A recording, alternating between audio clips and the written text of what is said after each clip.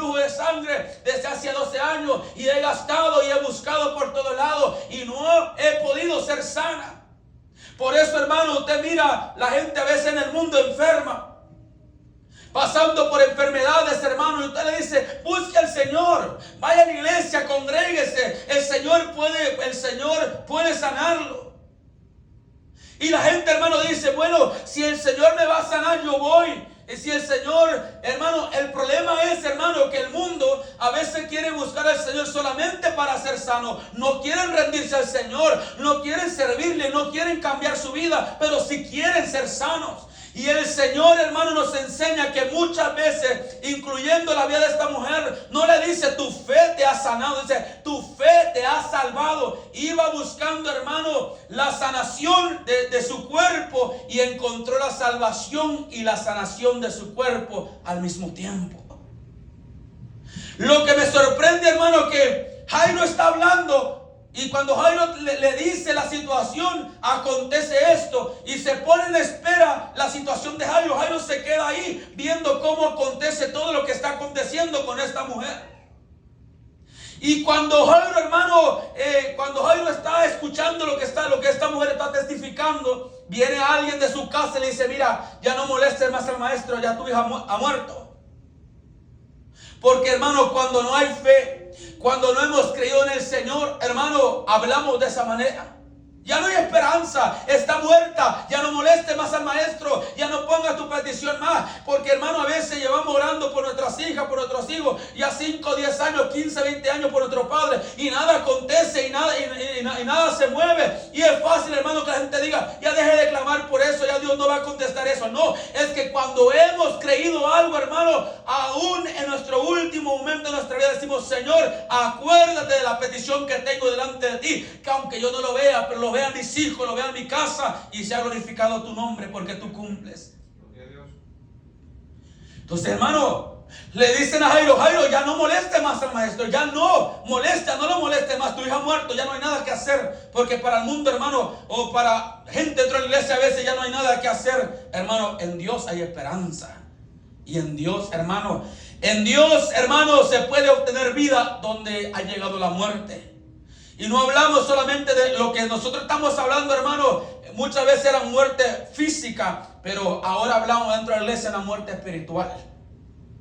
Una muerte, hermano, que nosotros sabemos, hermano, dentro de la obra del Señor, si estamos vivos espiritualmente o estamos muertos espiritualmente. Pero si estuviésemos muertos espiritualmente, hermano, el Señor nos dice que hay esperanza. Que no es, hermano, que no es el momento, hermano, de vivir de apariencia, de aparentar algo que no somos. No, es el tiempo y el momento, hermano, de vivir una realidad. Que si nosotros hemos entrado en una muerte espiritual, aquí el Señor nos habla que Él puede darnos vida y vida en abundancia.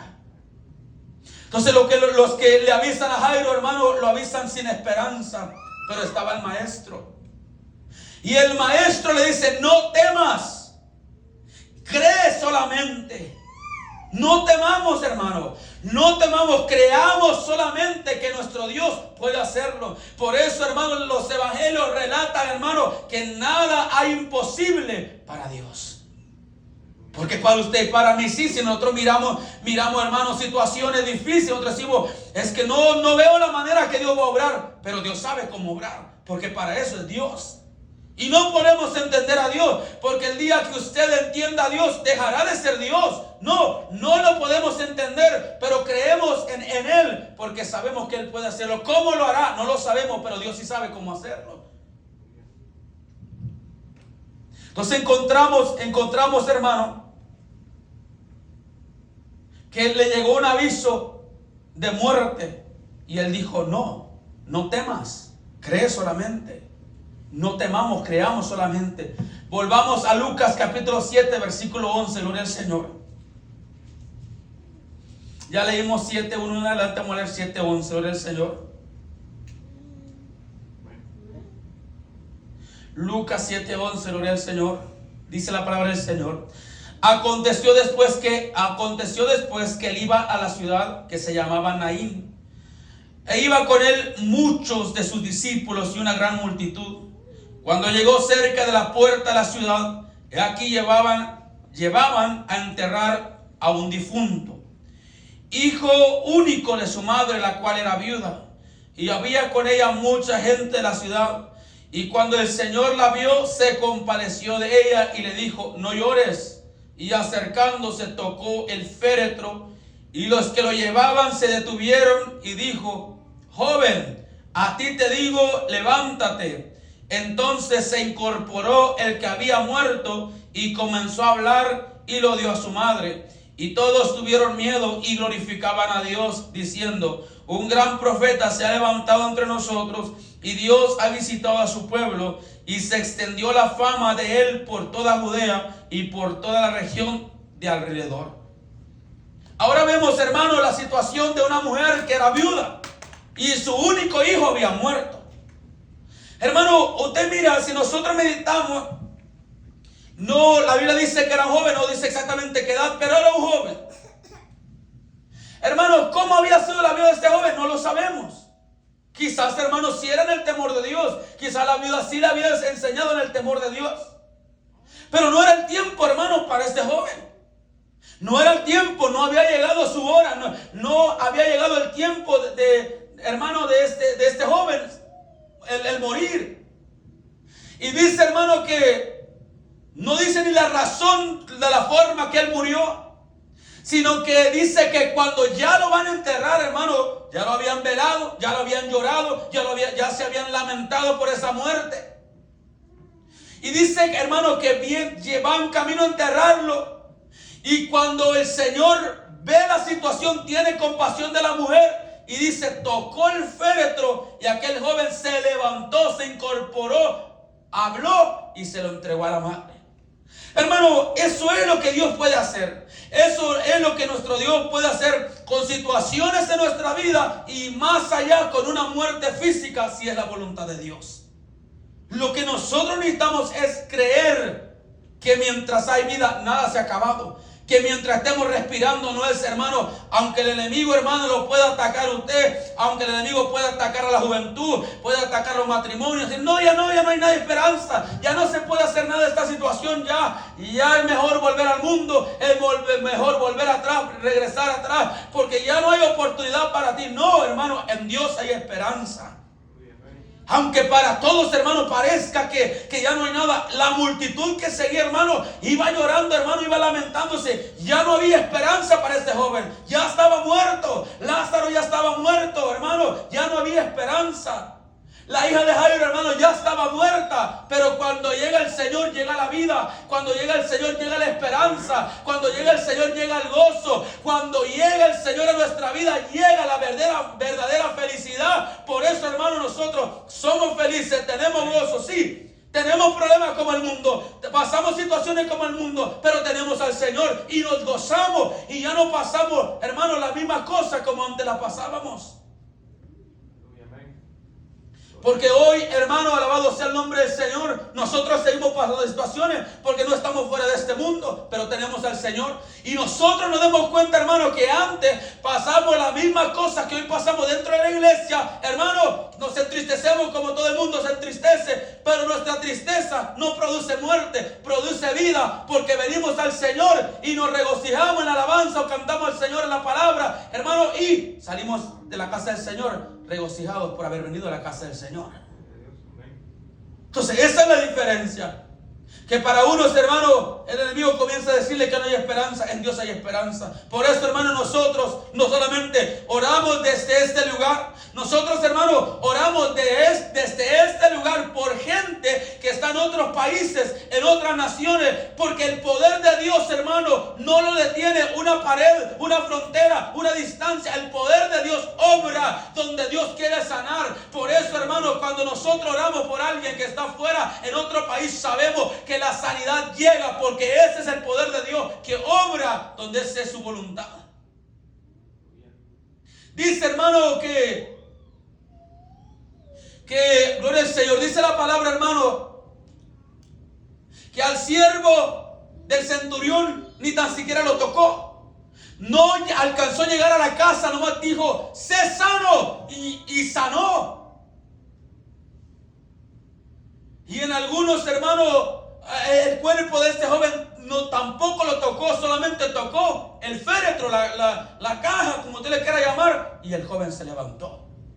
Pero vamos a ir a un ejemplo, hermano, que nos habla de cómo el poder de Dios opera aún en la distancia. Vamos al libro de Juan, capítulo 4.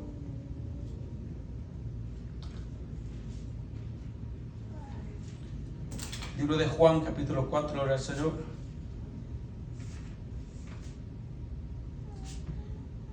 Perdón, 5:45. Gloria al Señor. Juan 5:45, gloria a Dios. Poderoso Dios.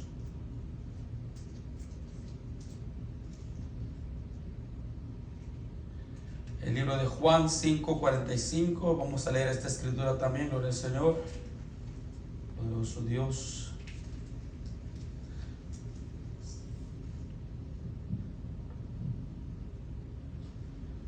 El Señor, San Juan 5:45.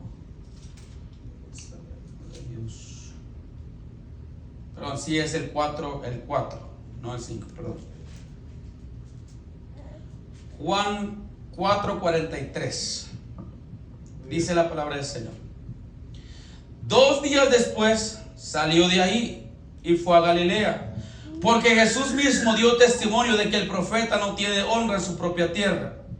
Cuando vino a Galilea, los galileos le recibieron, habiendo visto todas las cosas que había hecho en Jerusalén en la fiesta, porque también ellos habían ido a la fiesta. Vino pues Jesús otra vez a Caná de Galilea, donde había convertido el agua en vino, y había en Capernaum un oficial del rey, cuyo hijo estaba enfermo. Cuando oyó que Jesús había llegado de Judea a Galilea, vino a él y le rogó que descendiese y sanase a su hijo, que estaba a punto de morir. Entonces Jesús le dijo: si no viereis señales y prodigios, no creeréis. El oficial del rey le dijo: Señor, desciende antes que mi hijo muera. Jesús le dijo: ve, tu hijo vive. Y el hombre creyó la palabra que Jesús le dijo y se fue. Cuando ya él descendía, sus siervos salieron a recibirle y le dieron nuevas diciendo: tu hijo vive. Entonces él les preguntó a qué hora había comenzado a estar mejor, y le dijeron: ayer a las 7 le dejó la fiebre. El padre entonces entendió que aquella era la hora en que Jesús le había dicho: tu hijo vive, y creyó él con toda su casa. Esta segunda señal hizo Jesús cuando fue de Judea a Galilea. Aquí encontramos, hermano, el regreso del Señor a una tierra, a una ciudad donde había visitado, y nos recalca acá que era el lugar donde Jesús, el Señor, había convertido el agua en vino. Y dice la palabra que viene, hermano, un padre al Señor y le dice: mira, mi hijo está enfermo. Hermano, y era una ciudad, hermano, o un pueblo poco lejos de donde se encontraba el maestro. Y dice, hermano, que el Señor le dice: mira, tú solamente di la palabra. Y el Señor le dice: mira, vuélvete, que tu hijo vive. Y cuando recibió la palabra eran las 7. Hermano, y cuando este padre llega a su casa, los salen a recibirlo. Y le dice: mira, le dice que salen contentos y alegres. Le dice: mira, tu hijo vive. Y el padre pregunta: ¿y a qué hora comenzó a sentirse bien? Le dicen: ayer como a las 7 se le fue la fiebre. Y el padre dice, entiende, dice: pero ayer a las 7 me dieron la palabra que mi hijo vivía. Él entendió que la palabra del Señor, el poder de Dios se efectúa ahí.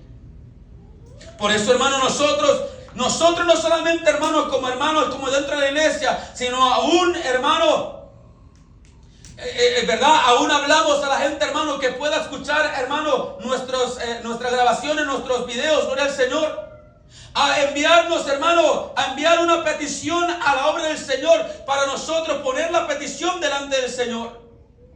Y no es, hermano, que porque nosotros oremos el Señor nos va a escuchar, no. Pero cuando nos unimos en oración, el Señor oye y contesta la petición del cual estamos pidiendo. Entonces nosotros oramos, hermano, por las peticiones, porque sabemos, hermano, que el Señor puede obrar. No tenemos la necesidad de tocar a la persona, no tenemos necesidad, hermano, de poner nuestra mano sobre la persona, sino que el poder de Dios opera cuando es la voluntad de Dios. Y hermano, y quizás en la situación, hermano, se ha visto muerte, que la situación no hay salida. En Dios, hermano, hay salvación y hay sanidad de nuestros cuerpos. Por eso, hermano, nosotros no solamente llamamos, hermano, a la gente enferma con una enfermedad en el cuerpo, sino con una enfermedad en el alma, sino, hermano, que gente que ha caído de la gracia de Dios a volverse al Señor, porque hay esperanza, porque hay tiempo de volverse. Y nosotros, hermano, queremos ser esa iglesia, hermano, que ore más de lo que critique, que hable más que ore más de lo que habla. No queremos, hermano, ser otra iglesia más, hermano, que oramos, pero criticamos. Sí, vamos a orar, pero primero vamos a criticar. Primero vamos a murmurar y luego no, vamos a orar. Vamos a sacar, hermano, vamos a sacar más oración y menos murmuración y menos habladuría y más acción de nuestra parte. Porque es nuestra oración, hermano, la que puede cambiar la situación del que está caído. Es nuestra oración que puede, hermano, levantar a aquella persona. De nada, hermano, ganamos nosotros con murmurar la vida del que ha caído, porque no ganamos nada con murmurar. Cuando nosotros murmuramos con la vida de alguien que ha caído, hermano, que se ha apartado de la gracia del Señor y ahora se deleita en el pecado, hermano, no ganamos nada. Pero si murmuramos y criticamos, es el diablo hablando a través de nosotros. Porque el Señor, hermano, nos ha mandado, hermano, a proclamar vida donde hay muerte, según el diablo. Porque según, hermano, Satanás, que el Señor lo reprenda, en esta vida que nosotros hemos leído, había logrado. Aún, hermano, Satanás, hermano, que el Señor lo reprenda, al llevar al maestro en la cruz, él dijo: él lo logré, he acabado con esto, he acabado con este movimiento que se ha levantado. No, él no sabía que al llevarlo a la cruz había comenzado todo, la salvación al mundo entero. Es que, hermano, acordémonos, hermano, que Satanás no puede leer su mente, no puede saber sus pensamientos. Usted necesita decirlo con la boca para que Satanás sepa cuál es su siguiente paso. Entonces él no sabía, Satanás, hermano, no sabía. Él llevó al Señor a la cruz con el pensamiento de acabar todo el movimiento que se había levantado. Pero en la cruz comenzó todo, porque ahí alcanzamos salvación todos nosotros. Gloria a Dios. Y por el Señor, hermano, haber llegado a la cruz y haber muerto en la cruz y resucitado al tercer día, como Él vive, nosotros vivimos. Y como nosotros sabemos el deleite que hace es estar en vida, proclamemos vida. Porque nosotros sabemos que aquel que está en pecado, aunque usted lo mire contento y feliz, no está feliz ni contento. Si nosotros sabemos, hermano, nosotros sabemos lo que es estar en el mundo y hacer lo que el mundo hace. Y usted sabe, hermano, que no éramos felices, aunque usted diga, aunque usted pueda decir que no. Usted y yo sabemos, hermano, que llegaba un momento, hermano, donde nosotros decíamos: tengo esto, tengo lo otro, pero no soy feliz. Por eso, hermano, usted ve que mucha gente famosa, que mucha gente que tiene fama, tiene dinero, termina ahorcándose, termina suicidándose. ¿Por qué? Porque tienen dinero, tienen fama, pero no son felices porque no tienen al Señor. Entonces, hermano, donde el mundo está viendo muerte, donde Satanás está viendo muerte, nosotros como pueblo tenemos que ver vida donde está viendo muerte. O sea, nosotros somos llamados, hermano, a ver vida en ese hermano que te lo mira en pecado, que te lo mira que ha caído la gracia de Dios. Porque si usted lo comienza a mirar como lo mira el diablo, hermano, no ganamos nada. Pero si lo miramos, hermano, levantado en el Señor, tendremos nuestra victoria. Nosotros, al igual que el maestro, hermano, debemos tener compasión. Y la compasión, hermano, es mirarnos en la situación de aquella persona y pensar, hermano, si usted mira que es un anciano, llegar a pensar usted a través de la compasión: y si fuera mi padre esa persona, si es una mujer, y si fuera mi mamá, si es una joven, y si fuera mi hermana, o si fuera mi hija. O sea, eso es lo que hace la compasión, hermano, que miramos a la persona como si fuéramos aún nosotros mismos, y si fuera yo el que estuviera en ese lugar que está el hermano o que está la persona que ha caído. Por eso, hermano, cuando el Señor mira a aquella mujer que están a punto de apedrearla porque la encontraron, hermano, en la situación que lo encontraron, y Él dice, mira, el que esté libre del pecado, que tire la primera piedra. ¿Y por qué retrocedieron? Porque sabían, hermanos, que había pecado en ellos. Por eso, hermanos, mirando nosotros la situación donde muchos declaran muerte, donde el diablo ha declarado muerte, nosotros no podemos tirarla, porque nosotros estamos en la iglesia, pero perfectos no somos. Aquí el único perfecto es el Señor. Nosotros estamos, hermanos, siendo encaminados en un camino hacia la perfección, y seremos perfectos y tendremos la mente de Cristo cuando estemos delante del Señor y lo miremos y lo conozcamos tal y como Él es. Entonces seremos perfectos. No habrá mancha ni arruga en nosotros, pero ahorita no. Ahorita, hermano, nosotros, hermanos, sabemos que hay cosas en nosotros, hermano, que necesitan ser quitadas. Y por eso entramos y venimos a la casa del Señor. Porque día con día, hermano, somos limpiados a través de la palabra. Y el Señor lo hablaba al principio y decía que ustedes ya están limpios por la palabra que les he hablado. Pero nosotros sabemos, hermano, que no podemos alzar, hermano, la mano y tirar la piedra contra aquella persona, porque no somos libres de pecado. Entonces, hermano, el Señor llega cuando ya no hay esperanza. Cuando el hombre piensa que ya no hay nada, hermano, para hacer, y ahí Dios aparece. Por eso, hermano, nosotros debemos ir orando, intercediendo, clamando, aunque no veamos. Aunque no se vea lo que estamos orando, no lo vemos en lo que estamos pidiendo, pero vemos a Dios moviéndose en otras áreas que quizás no le hemos pedido, pero Dios nos comienza a bendecir en otras áreas. Porque Dios sí oye, porque Dios sí escucha. Así que lo invitamos, hermano, a poner nuestras peticiones, hermano, en las vigilias, a mandarnos sus peticiones, gloria al Señor, para estar intercediendo unos por otros y que el Señor se glorifique. ¿Conoce usted a alguien que ha caído en la gracia de Dios? Alguien que antes era pastor, que antes era músico, que antes era evangelista, y ahora usted lo mira en el pecado. Oremos por ellos. Intercedamos por ellos. Porque nada vamos a ganar con murmurar, hermano, con murmurar de su vida. Pero sí ganamos mucho cuando oramos por esa persona. Amén. Vamos a ponernos en nuestro pie, gloria al Señor.